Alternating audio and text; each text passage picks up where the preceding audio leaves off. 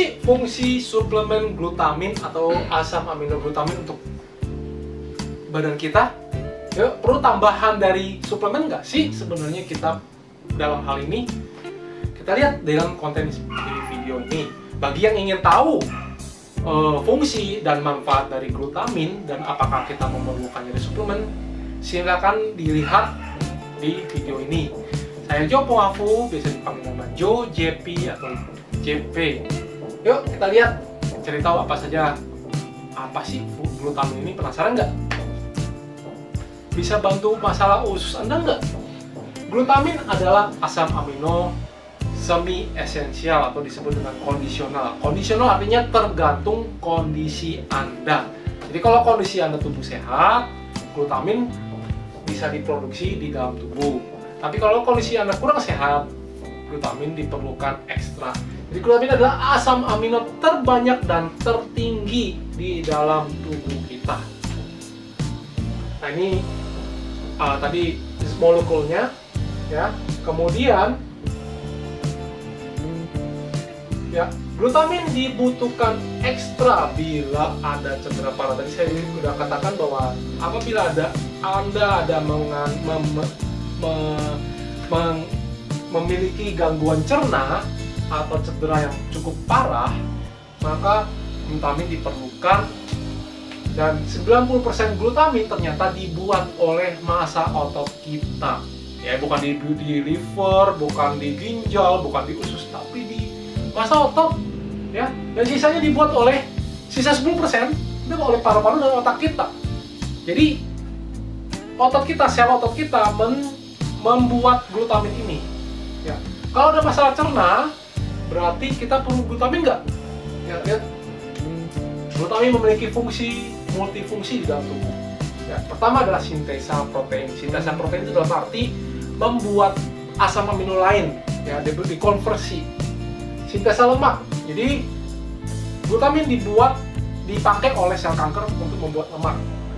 Atur keseimbangan asam basa di ginjal dengan memproduksi amonium. Energi sel sebagai sumber di samping glukosa. Jadi ini sebagai energi di samping glukosa tadi yang apabila terjadi gluconeogenesis, ya. Donasi nitrogen untuk proses anabolik. Donasi karbon sebagai sumber isi ulang siklus asam sitrat, dan pengangkut amonia tak beracun dalam sirkulasi darah.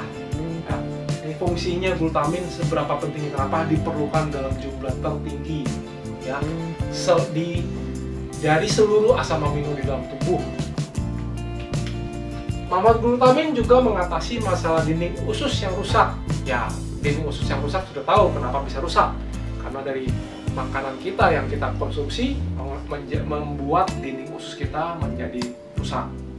Jadi sumber manfaat lainnya adalah sumber energi sel imun, sumber energi sel usus, mempercepat sembuh luka operasi, ya, bagi yang melakukan operasi, mempercepat sembuh luka bakar bagi yang terkena bakar, ya, luka bakar, melindungi potensi leaky gut. Leaky gut tadi yang saya bilang usus Anda mengalami kebocoran secara mikroskopik. Kemudian menambah mukosa di dinding usus, ya. Mukosa bisa menipis akibat dari makanan, ya. Kemudian menghambat bakteri dan toksin masuk melalui dinding usus kita, mengurangi pegal-pegal latihan, dan terakhir mempercepat pemulihan latihan. Sumber glutamin tertinggi ada di daging, telur, seafood, dan susu. Ini bila ingin mengkonsumsi glutamin secara eksternal, ya, eksogenus. Jadi kita lihat 100 gram per saji ditimbang mentah atau kering, ya. Dari hewani sebelah kiri ada sapi, dada ayam, telur ayam, dan susu UHT. Ini hanya acuan. Jadi tertinggi ada di daging-daging merah sebenarnya, ya, daging-daging yang berwarna merah. Jadi sapi ini sekitar 1,2 gram. Sedangkan di nabati ada di tempe, tahu, beras putih, jagung, ya, 0,6 gram, 0,3, ya. Jadi asupan makanan sehari-hari kita memberikan kita kira-kira 3-6 gram glutamin per hari. Apakah ini cukup? Tergantung dari kondisi tubuh, ya. Suplemen glutamin boleh dikonsumsi asalkan kurang dari 5 gram per hari. Karena sulit diserap, ya. Ini sangat sulit diserap oleh tubuh, terutama untuk mengatasi yang masalah seputar tadi dinding usus tadi. Jadi yang terbaik untuk mengatasi masalah dinding usus, gangguan cerna itu adalah dari makanan. Ya, jadi makanan alami 3,3-6 gram, kesehatan umum itu tidak perlu, fitness 1-3 gram, dan cedera atau luka itu 3-5 gram. Memerlukan cukup tinggi apabila Anda mengalami cedera, luka bakar, atau operasi. Nah, istimewa dari glutamin ini adalah bisa dikonversi menjadi semua asam amino non-esensial. Tetapi asam amino non-esensial lainnya tidak bisa diubah menjadi glutamin. Ya. Jadi dimakan secukupnya aja dari makanan sehari-hari. Meski bermanfaat, glutamin itu sebenarnya bisa didapat dari makanan alami.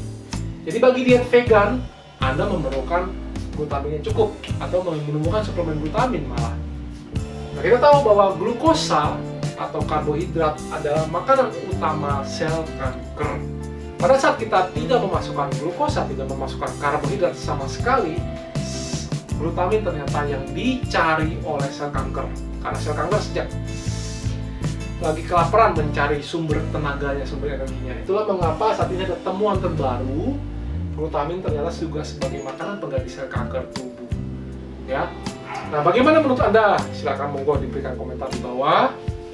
Ya, setujukah Anda bahwa investasi yang terbaik adalah investasi terhadap diri kita sendiri, karena kita yang menikmatinya, bukan orang lain. Nah, karena tidak mungkin membayar orang melakukan push up, pull up, squat, tapi kita lah yang mendapatkan ototnya, kecuali kita lah yang melakukan kepada diri kita sendiri. Memang kesehatan bukanlah segala-galanya, tetapi tanpa kesehatan segala-galanya tidak berarti. Selain itu, kekuatan dan kesehatan mental kita ternyata dipengaruhi oleh kekuatan fisik.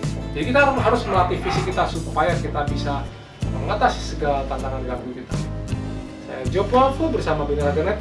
Kami mengajak Anda membangun generasi baru yang lebih cerdas, fit, dan tangguh. Di Binaraga.net, kami selalu percaya bahwa setiap orang pasti bisa memiliki tubuh yang ideal dan sehat. Dengan subscribe, like, dan share video ini, Anda turut membantu membangun Indonesia sehat dan kuat. Salam jelas fitness, saya JP.